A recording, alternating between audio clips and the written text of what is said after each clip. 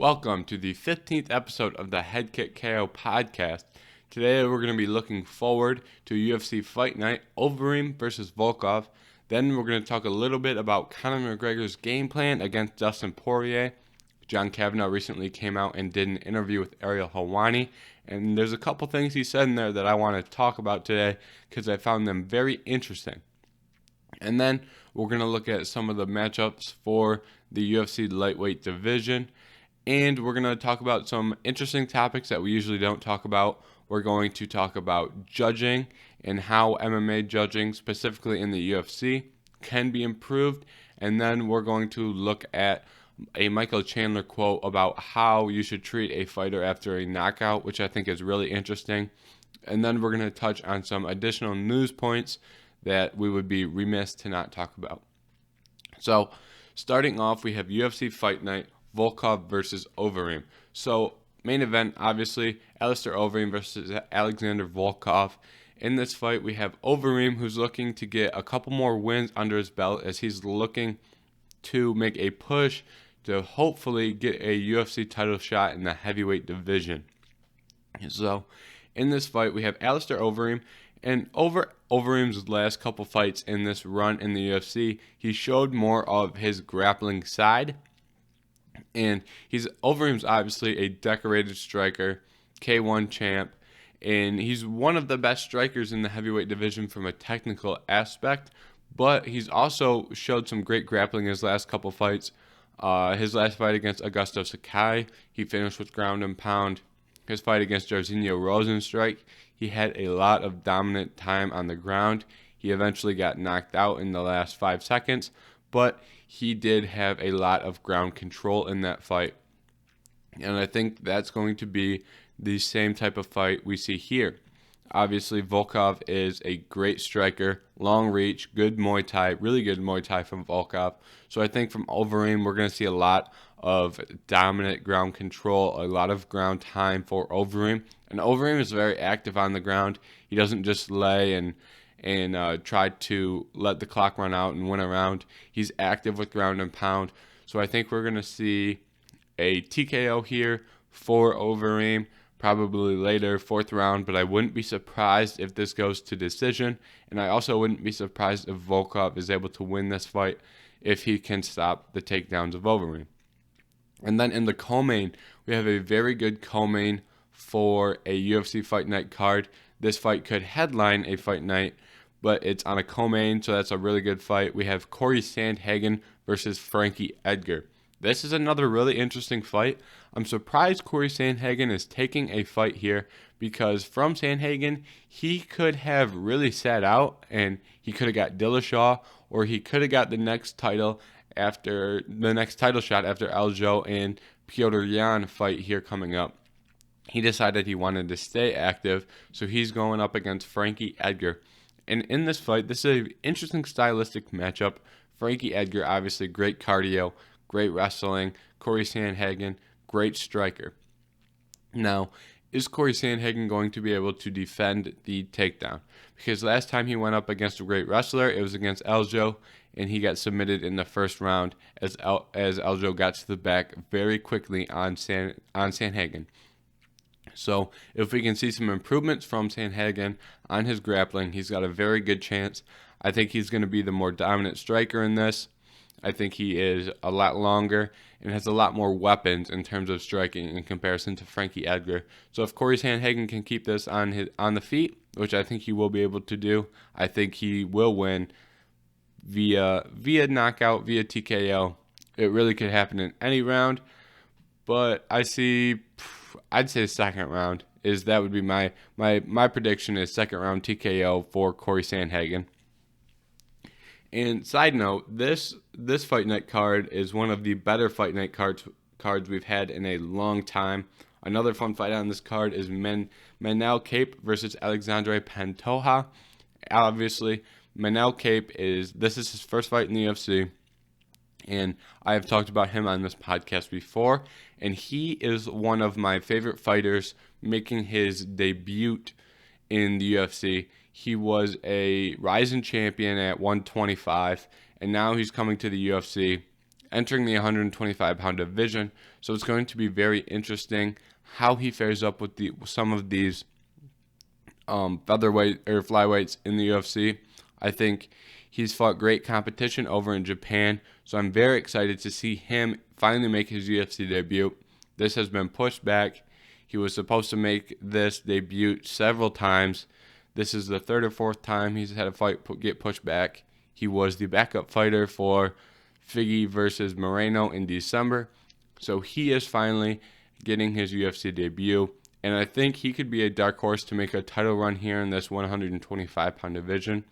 After we get Moreno versus Figueiredo here in the upcoming months, that will probably take place late spring, early summer.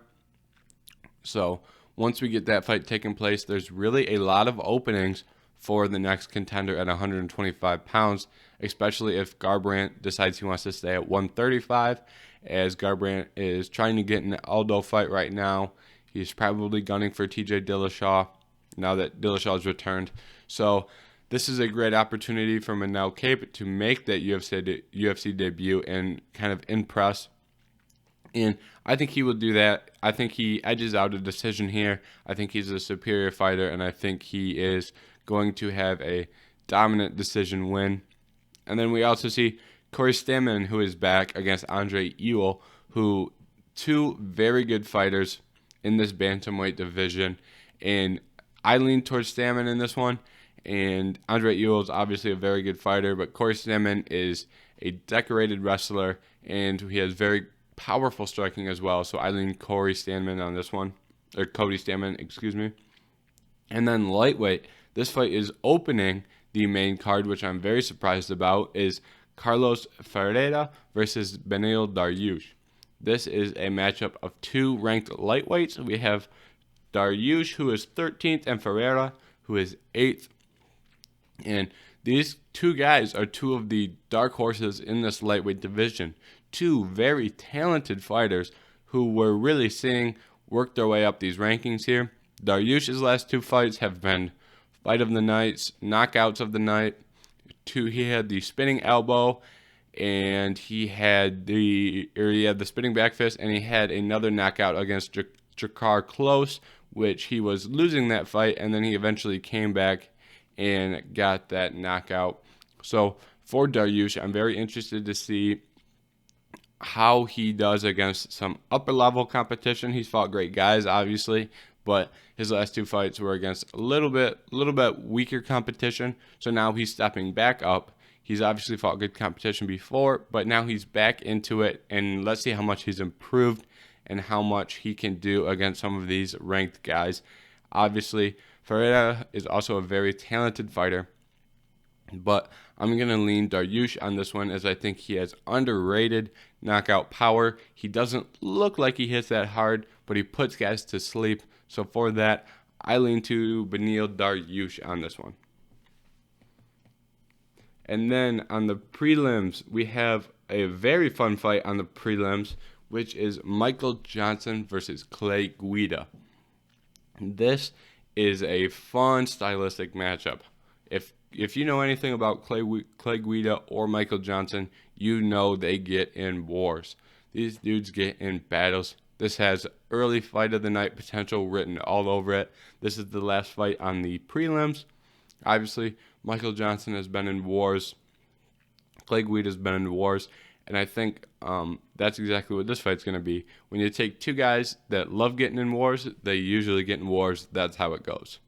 I think that's what we're going to see. And I think we're going to see 3 rounds of back and forth fighting that's going to go to a decision. And it's likely going to be the fight of the night. I lean towards Michael Johnson in this. Michael Johnson is one of the better lightweights who is not ranked right now. He's on a little bit of a rough patch right now, but the youthfulness, I lean towards that in this fight. Obviously, two similar styles, like I said, but I think the youthfulness is going to play towards Michael Johnson's advantage. Clay Guida is getting up there in age, but he does have a lot of experience. Michael Johnson also has experience, though, as he's been in the cage with some great fighters like Dustin Poirier. He beat Poirier and Justin Gaethje, but I think Michael Johnson is going to be able to win this one. And that is the last fight I want to talk about on this Fight Night card coming up on Saturday. We usually do that at the end of the show, but today we let off with it because we didn't have a card to talk about from last night. And so let's move on to Conor McGregor's game plan and John Kavanagh's interview with Ariel Helwani. So this was obviously Dustin came out with let me preface this by saying that I'm not trying to take anything away from Dustin Poirier here. Dustin Poirier came out with a great game plan and was able to beat Conor McGregor. And the reason I'm addressing these things is to not take away from Poirier, but rather kind of look forward in ways that Conor can improve in his game plans in future fights. That's why I'm doing this. I'm not doing this in an attempt to take away from Dustin Poirier, because obviously he went out last weekend and he performed great.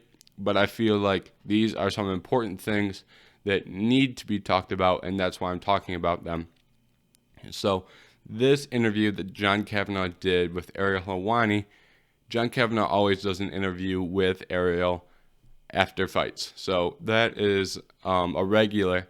And he usually talks about the game plan that they had coming into the fight and how that was executed. Now, the first major thing that was a big red flag in this interview is Kavanagh said they were hoping Dustin would grapple Conor early because it would tire Dustin out.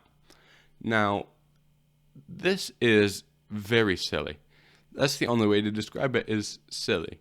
Because, yes, going for a takedown, that does tire Dustin out, but it also tires Conor out having to get back up.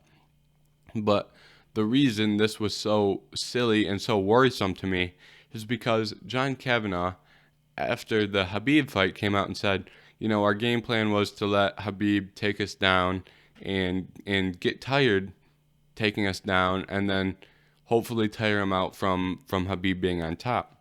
Now, those are two, and they said after the Khabib fight, they said, we won't do that again. That was, in retrospect, it was a very bad idea. And in a rematch, we wouldn't want that. Now you're fighting Dustin Poirier and you say, we'd like Dustin Poirier to take us down to tire himself out. Those are two very similar game plans. And it didn't work the first time. And after the first time, you said, well, we probably shouldn't do that again. And then they come in with a very similar game plan of hoping Dustin would try and take Conor down. That, to me, it's not going to be an effective way for Conor to win. And it shows a deeper issue here of the SBG Ireland's game planning. And we see here with SBG doesn't really have that many talented guys outside of Conor. That gym hasn't really been able to build up other fighters, and that's a big issue. So what's the quality of this gym? It's really hard to say. John Kavanagh is obviously a very talented guy. Owen Roddy's a very talented guy. These are two great coaches, but I'm not sure if they come up with the best game plans in comparison to guys like Mike Brown and Eugene Behrman and Firas Zahabi, because now we're in an era where game plans are the more important thing in comparison to talent. Obviously, you have to have talent in this sport, but once you get in the top 15, top 10, top 5 especially, everybody has the talent required to fight in MMA and in the UFC.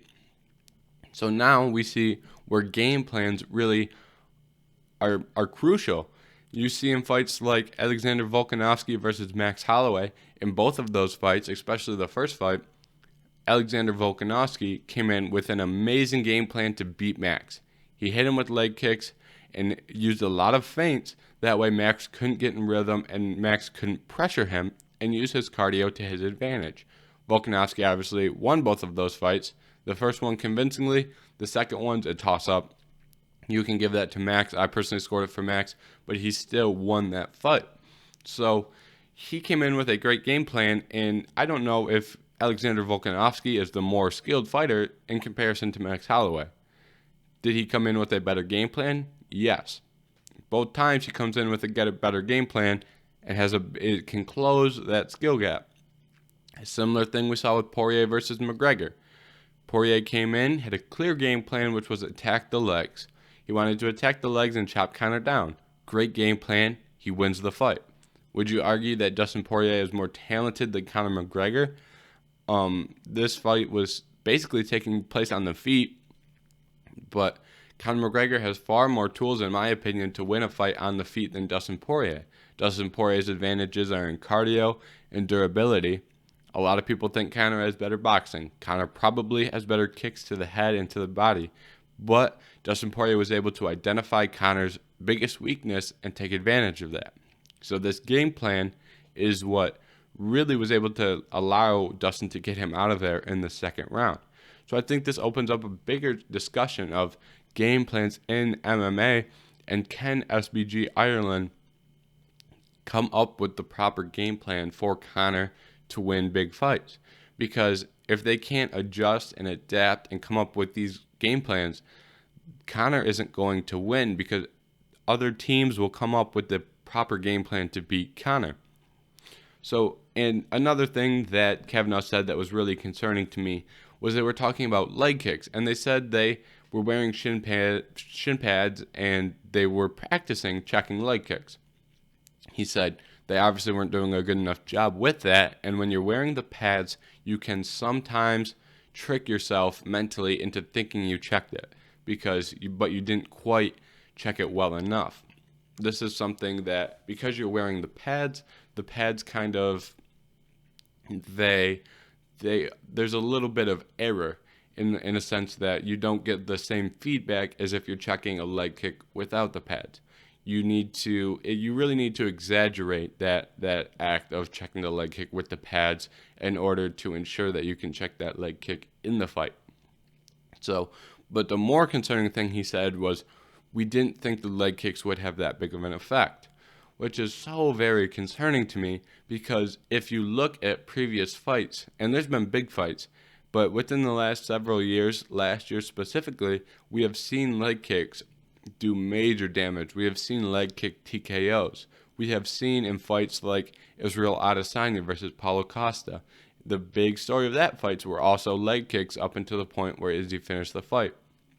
And Paulo Costa had a big lead leg. His lead leg was beat up bad, and that's on a guy with bigger legs, and they thought that the leg kicks wouldn't be that effective. So that raises a big question of their ability to come up with a proper game plan, because that is very concerning to me. And this is coming from someone who, big fan of Kavanagh and SBG Ireland. But the fact is that if you try to game plan again that didn't work the first time, if you come out and say openly, we didn't think the leg kicks would have that big of an effect. These are two very questionable things that raises a big question about Conor's future at SBG, because if he stays at SBG, can he be successful again? I'm not sure. I don't think Conor will ever leave SBG, because several reasons. He's big with SBG. He's helped out SBG a lot. And when TJ Dillashaw left Team Alpha Male, he really ragged on TJ Dillashaw for being a snake, for leaving the team that helped him grow. So Conor just doesn't seem like the type of guy who would leave SBG Ireland. I do think if he were to leave and go to a more established camp like Tiger Muay Thai or City Kickboxing, or a good kickboxing gym like that, we would see Conor's skill set evolve and kind of go back to his prior skill set, which used more kicks and didn't focus as much on the boxing. So I think those are some big questions that we have from Conor, and these questions won't really be answered until we see Conor fight again. So that leads us into our next big segment, which is the lightweight matchups. What are we going to see here? Obviously, the one thing that I think or two things that I think are pretty much a fact at this point is that Khabib is going to retire. I imagine that belt will be vacated or relinquished any second now. At this point, there's no point in Khabib holding the belt. Dana said he doesn't think he's going to come back. Khabib has made it pretty clear that he's not coming back. So I wouldn't be surprised for that belt to be vacated. They might wait for that belt to be vacated until they determine who's going to fight for it. That's a very real possibility. The UFC may wait until they match up Poirier with someone, and then once they figure out who is going to fight for the belt, then have Khabib relinquish it. That's probably the route they're going to go. That way that belt doesn't stay vacated for an extended period of time. Now the question is, who is going to fight for the belt? I'm going to give you who I think should fight for the belt and the other possibilities we could see for the belt. Obviously, both of these situations, we have Dustin Poirier. Dustin Poirier will be fighting for the UFC lightweight belt, assuming that he stays healthy and there's no external issues that prevent him from fighting for the belt. Now, who will Dustin Poirier face? Now, in this, I say this fight should go to Charles Oliveira. He's won 8 fights in a row, and his last 2 against Tony Ferguson and Kevin Lee. He submitted Kevin Lee. He's got the dominant decision victory over Tony Ferguson, where you could make the case that all 3 of those rounds were 10-8 rounds. At least 2 of them were. So I think it's hard to say that Charles Oliveira doesn't deserve the next shot at the title. Now, the UFC there's 2 other big ways where I think the UFC could go. And these other 2 ways that the UFC could go, first being Conor McGregor. In the press conference, Dustin seemed very open to the idea of a trilogy fight, and Conor, whenever he loses, the first thing he wants to do is a rematch. That happened against Nate Diaz. He lost to Nate Diaz in the first fight, and he was up there, rematch. Same thing with Khabib. He's still calling for that rematch. And I think Conor's going to want that fight. I think Dustin's going to want that fight because Dustin just proved, hey, I know how to beat Conor McGregor. And for Dustin, he proved he knows how to beat Conor McGregor, and he's going to get this probably a bigger payday than the first one. There will probably be more pay-per-view buys on this. He'll probably get a larger guaranteed salary. So for Dustin Poirier, he thinks, hey, I can beat this guy, and this is going to be my biggest payday. That would be a fight that Dustin would want for the belt. Now, the second fight being Nate Diaz. Nate Diaz is coming back down to 155. There's been talks about him fighting just about everyone. People have said Tony, people have said Gaethje, people have said Poirier. And once again, in the post-fight presser, Poirier said he would be willing to fight Nate Diaz. And if Poirier is fighting Nate Diaz, then it pretty much would have to be for a belt because Poirier is fighting. The next time Poirier fights, I imagine the lightweight belt is going to be on the table. So, do I think either of those matchups should be made? No. Even though Nate Diaz and Dustin Poirier have a large history with each other, they were supposed to fight before, it'd be a really fun fight and a fight I would love to see. But I struggle putting Nate Diaz in a title fight after a loss. I know the UFC has done this before. They did it with Aldo and they did it with Romero, but that's probably a practice that the UFC should shy away from. In both of those situations, there weren't as many contenders. Obviously, now we have Oliveira. We have a clear guy who is deserving, and I don't think we should default to the guy coming off a loss. So that's just my opinion on that. And then the other 2 fights that I think should be made. First being Gaethje versus Chandler. Michael Chandler came off a big win and has a legitimate case to fight for the title. Whenever you knock out Dan Hooker like that, you make a big statement. He knocks out Dan Hooker in the first round, and if you remember, that was Poirier's last fight prior to McGregor, was Poirier versus Hooker. So in that fight went all 5 rounds, and Dan Hooker almost won. So that goes to show how much power and the skill of Michael Chandler, and he didn't even use his wrestling in that fight, but the threat of the wrestling is there enough to open up the striking. I think that's a very interesting matchup, Gaethje versus Chandler, and I think it'd be a clear number 1 contenders fight. And it would prove who is the next guy up in this situation to fight for the belt after Oliveira and Dustin. And then the final matchup that I made that I think needs to be made ASAP is Conor McGregor versus Tony Ferguson. Now, Conor and Tony are both coming off losses, and this fight has a rich history behind it. When Conor was off boxing Floyd in 2018, Tony Ferguson had the interim title. And Conor McGregor is one of the main reasons that Tony Ferguson never had the opportunity to fight for a UFC lightweight belt. He obviously had the interim, like I said, but he never got the opportunity to fight for the real undisputed belt. Conor had that belt and was off boxing Floyd. And then some external things obviously prevented Tony from getting that fight against Khabib. Injuries and whatnot, and COVID on the last one. But with that being said, we have these two guys here right now. Dustin just beat Conor. Tony's coming off 2 losses against Gaethje and Oliveira. So I think right now that's the best matchup you can make for both of those guys. It has a rich history, and this would be an easy fight to sell. Whenever Conor McGregor is fighting, it has to be the main event of a pay-per-view, and I think this is the type of quality that could be made for a very good pay-per-view. And I think for the UFC, this could bring back trash talking Conor McGregor. I would not be surprised if we see that if he fights Tony Ferguson. Tony Ferguson has always had animosity towards McGregor, and I think if we see Tony versus Conor, we likely see trash talk between the two.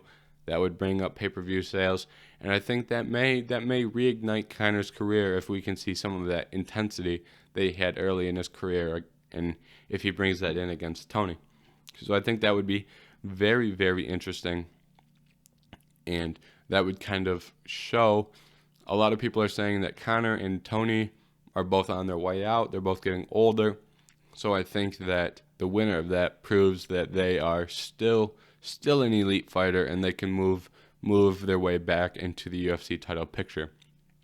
Now we're going to move into one other thing I wanted to talk about, we're going to look at Conor McGregor's medical suspension. So I've seen a lot of people saying that Conor McGregor has been suspended 180 days medical suspension.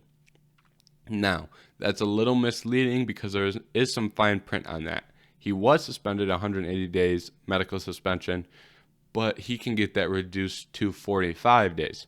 So the way that works is if Conor McGregor can provide negative X-rays on his tibia and fibula, then he would be cleared to fight after 45 days. So basically, if he can prove that there's no structural damage to his knee that was damaged in that fight, it goes down to 45 days. The reason it goes down to 45 days and not all the way down to 0 is because he received 45 days for the TKO loss and the knockout. So, and 30 of those days are non-contact. So this suspension will likely only be 45 days for the knockout, and those 180 days will likely be gone because it seems like there is no structural damage to Conor's legs. Every report that has came out has said that his knee is fine, and it was pretty much just muscle and damage to the muscle and nothing to the joint and the knee, which makes sense because it's a calf kick, so it's really all below the knee. So it would make sense that there isn't any structural damage there, and it's just all muscle. Once that muscle gets swollen, you can't really step. The nerves are damaged, but there is nothing structural in terms of bones, tendons, those types of things. So I think this is going to eventually get cut down to 45 days, and really isn't much more to say about that. The next topic I want to talk about is Michael Chandler in his post-fight presser last week talked about how you treat your opponent after a knockout, which I thought was something very interesting. In this, Michael Chandler he pretty much said that he doesn't like it when someone comes up and they do the whole, I just knocked you out, now I'm going to hug you, I'm going to give you a kiss on the forehead, and I'm going to act all buddy-buddy. Now, this is something that I'm surprised this is the first time any fighter has speaked out against this, because in reality, I've never been in an MMA fight before, but I can imagine that the second you lose an MMA fight, the last thing that you want is someone coming at the dude that just beat you, whether he choked you out or knocked you out. I can't imagine the last person you want in your face is that dude saying, "Oh, you're such a great fighter. I loved facing you." And I mean, the dude's being nice, but at the same time, you just been waked up from being unconscious. I can't imagine you're gonna want to talk to the dude who just put you out cold. We saw that several times last weekend. I think Li Jingliang did it after he knocked out Santiago Ponzinibbio. There were a couple others where the dude's been awake for 2 seconds after he just got his lights put out, and the dude's over there hugging him and, telling him how great of a fighter he is. And I was glad to hear Michael Chandler speak out about this, because I can't imagine that is something anyone would want to be on the receiving end from, because you wake up, you don't really know where you're at. And if you do know where you're at, you're not going to be happy because you just lost. And not only did you lose, but that all the additional aspects that come with the loss in the UFC. You don't get your win money. You move down in the rankings. You're further away from that title. There's so much negative that comes with a loss in the UFC, and all those thoughts are running through your head. And then here comes this dude trying to give you a hug, and you got the doctors around you trying to make sure you're okay. And here comes your opponent, kissing you on the cheek. I was glad to see Michael Chandler talk about this, because I can't imagine that's something that anybody wants. So that was a cool thing to see, and I was glad he talked about that. And then the other big topic is I want to talk about judging today. And really the main thing, there's 2 ways I see where we can improve, 3 ways we can improve MMA judging. And the first 2 being very doable and things that could happen right away with little pushback. And the third being a more major change that would kind of restructure the whole system, because we did adopt a boxing system of must-score rounds and the 10-9 and the 10-8, and that really doesn't translate that well to MMA. So we're going to talk about that. And the first way that I think we can really improve judging is simply just get better judges. I mean, these judges go out there, and a lot of these commissions give boxing judges. And they're the same guys who score boxing fights, score MMA fights. That obviously is not a good idea. I mean, if you're used to watching boxing, then you come into MMA and you see a guy shoot for a takedown, I mean, you don't really know what you're looking at on the ground. You really have to have someone scoring the fight who is experienced, and they don't even have to be experienced in participating in MMA. Just be experienced in watching the sport. A lot of these guys come over from boxing, don't know what they're looking at, and then turn in a wonky scorecard, and then we all act surprised when the dude who only watches boxing doesn't know how to score an MMA fight. Those types of guys should never be put on an MMA fight. They have about no business judging an MMA fight, and they probably don't want to. They probably just want to stick to judging boxing.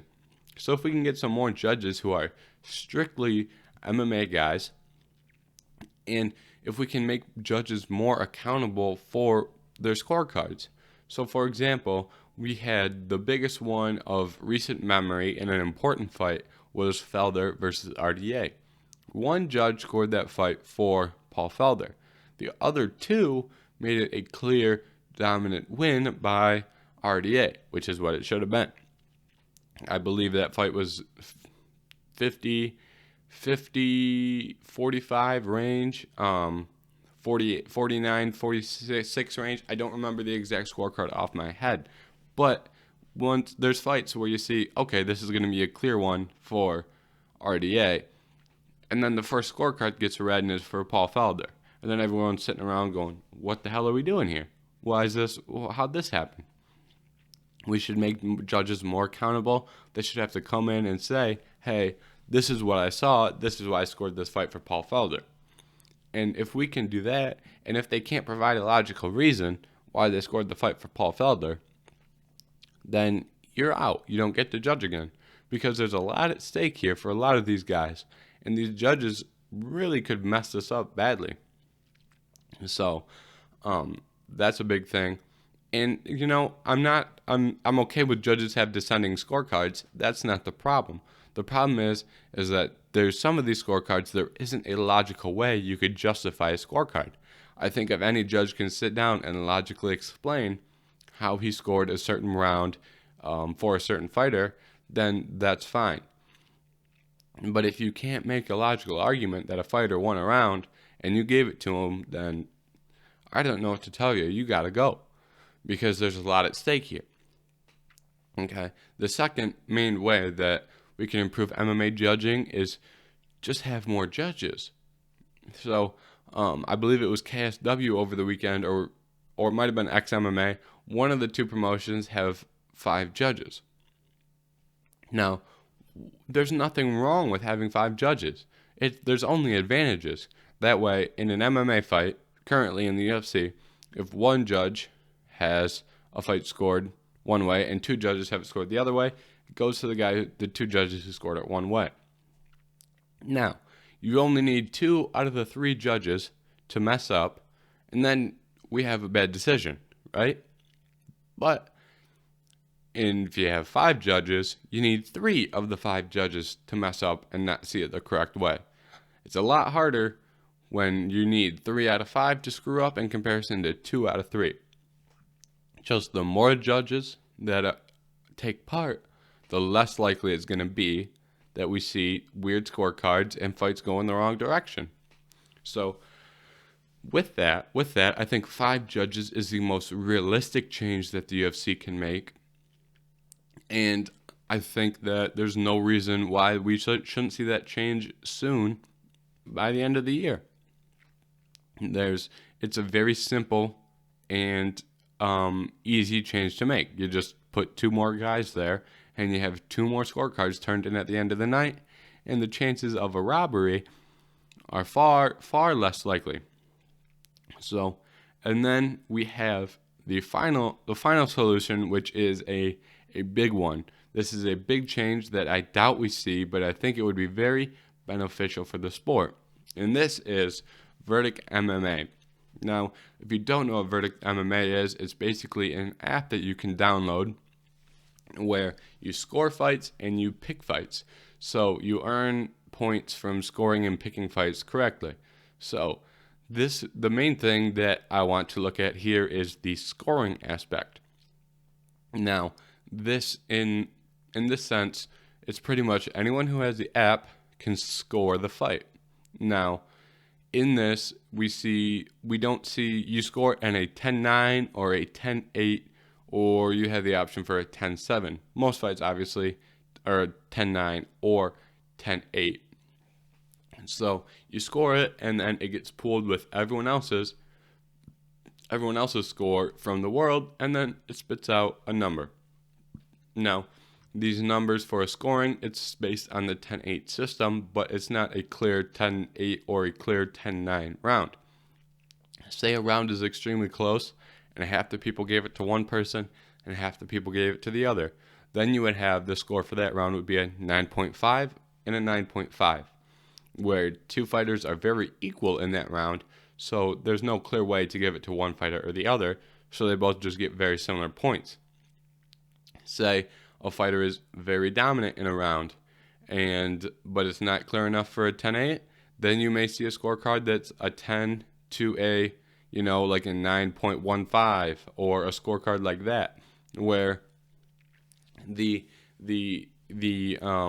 scoring system is based off they do an average between of all the scorecards in the world. So this gives you a fine point number of how close a round was, or how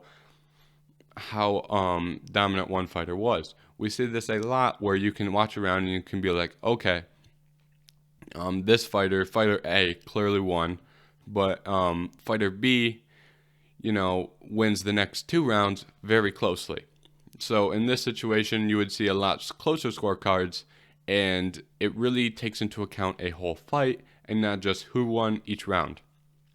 So the ending scorecards look like, you could see a fight which could be like a 46.25 to a fight or to 46. Now, what this does is this allows for, it really just takes the overall quality of the whole fight and compiles that together rather than just picking who won each round, which in turn makes fights a lot closer than they would be otherwise. An example of this is John Jones versus Dominic Reyes.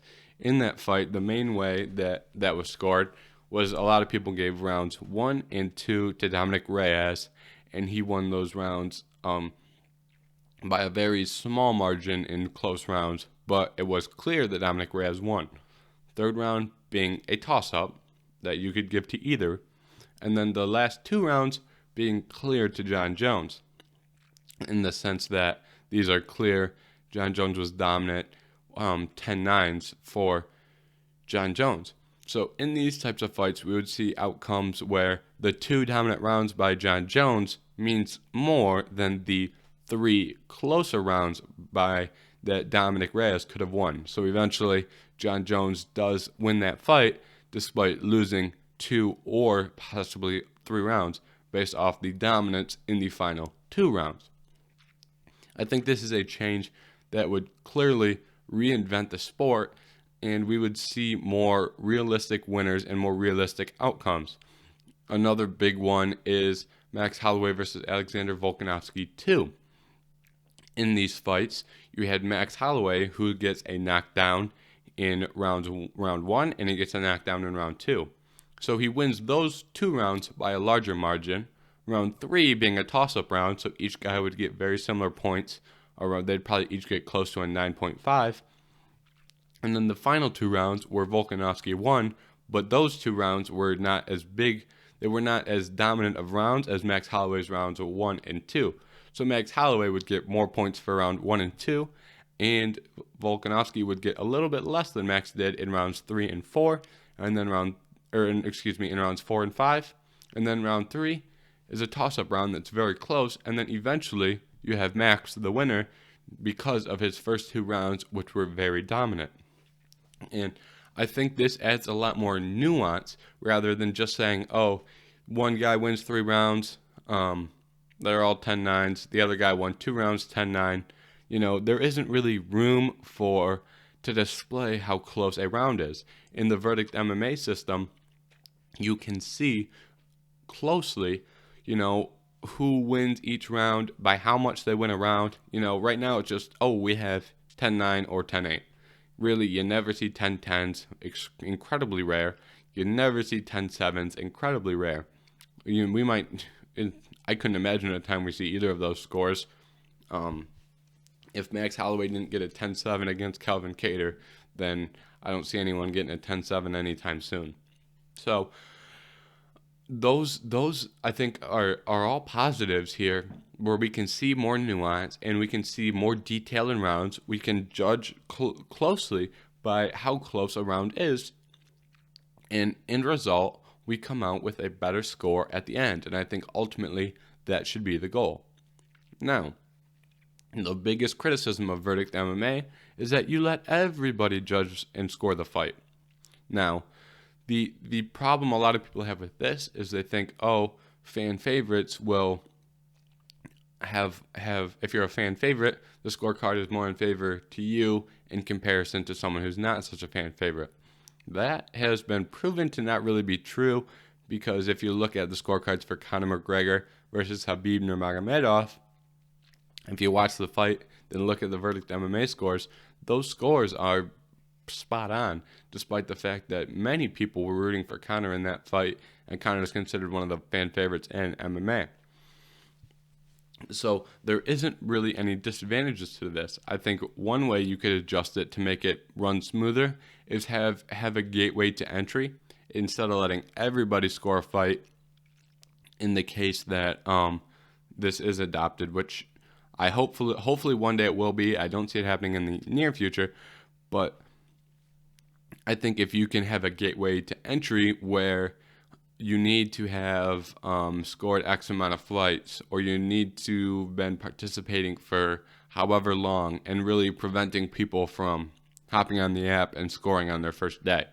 Which, because when you first start watching MMA, it's harder to decide who won a round, who lost a round. When you've been watching MMA for a while, not even that long of a time, if you watch MMA for a year and a half, 2 years, once you've been watching MMA for that long, it's pretty easy to tell who won a round. So if you can kind of have a gateway system where the more experienced and the people who prove their intelligence on the app are allowed to score, I think that would make for the best possible scoring system. And I hope eventually we see athletic commissions realize this, and hopefully it gets adopted into the UFC, because I think that this would be a great change that we could see. And you can only hope that this eventually comes into play. And then the last two pieces of news that I wanted to touch on, we had two fights who are getting pushed back because of COVID. The first being Yuri Prochazka versus Dominic Reyes. That's being pushed back. The reasoning hasn't yet been said why it's being pushed back, and they do not have a date yet. But that fight is off, and that fight was supposed to take place relatively soon. That fight was supposed to take place soon, and that is going to be now headlined by Jairzinho Rozenstruik, and who is Jairzinho fighting on that date? It's Rozenstruik and Ciryl Gane. Rozenstruik and Ciryl Gane will now be headlining that card. And then we have on Chris Weidman and Uriah Hall has been pulled off UFC 259 because Weidman got COVID. So we are going to be seeing that pushed back. UFC 258, not 259. Uriah Hall versus Chris Weidman has been pulled off UFC 259 because Weidman has COVID. The date they're looking at for that is currently April 24th. That's the date they're looking to make that. Apparently it's verbally agreed upon, but the contracts have not yet been signed. So April 24th, they're looking to move Uriah Hall and Chris Weidman to that date. Also, on the 24th, the UFC is looking to make a card in Asia, and they haven't disclosed which Asian country yet, but they're looking to put a card in Asia and have it headlined by Weili Zhang versus Rose Namajunas, and for the 115-pound female belt. That would be, and then they want on the undercard of that, they want Joanna Jędrzejczyk versus versus Yan. So they want that fight to take place in the co-main. I think this is a best case scenario for the female 115-pound division. I think these are the top four fighters. Rose versus Weili for the belt, Joanna versus Yan in the co-main, and then that would probably be a number one contenders fight, and then have the losers square off against each other. A little mini tournament here, and I think that is a great thing for the UFC to do. Put that in Asia, and you have two of the biggest Asian MMA fighters in Yan and Weili Zhang going up against each other, or not up against each other, but fighting on the same card. They would probably put a couple other Asian fighters on that card, along with Weidman versus Uriah Hall. I imagine we could see Li Jingliang on that card, a couple other guys, and possibly a Manel Kape, because Manel Kape is not Asian, but he was fought in Ryzen and has a large Asian fan base. So we could see a couple of these Asian fighters on that April 24th card, and that already sounds like it's going to be a lot of fun with the co-main and main event. So that is everything I wanted to talk about today. Thank you for tuning in. Make sure you go follow me on all other social medias. We've got Instagram, we've got Twitter, we've got TikTok, we've got whatever you're watching or listening on, we have YouTube, Spotify, Google Podcasts, Apple Podcasts. Make sure to go like and subscribe on those platforms. On all those platforms, we are just Head Kick KO Podcast. pretty easy to find. Same logo as whatever you're seeing now. We also have a Tapology where you can see all of my fight predictions, and those are all listed on Tapology. And so next week we will be back. We will be talking about Fight Night Volkov versus Overeem. We'll have whatever news happens next week. Who knows what could happen from this week to the next in MMA, especially this week, as we have a lot of potential news in the lightweight division regarding Nate Diaz, Khabib, Conor McGregor. So who knows what we may see. We'll talk about any breaking fights that happen, any fight announcements. So make sure you tune in next week, and thank you for watching the Head Kick KO podcast.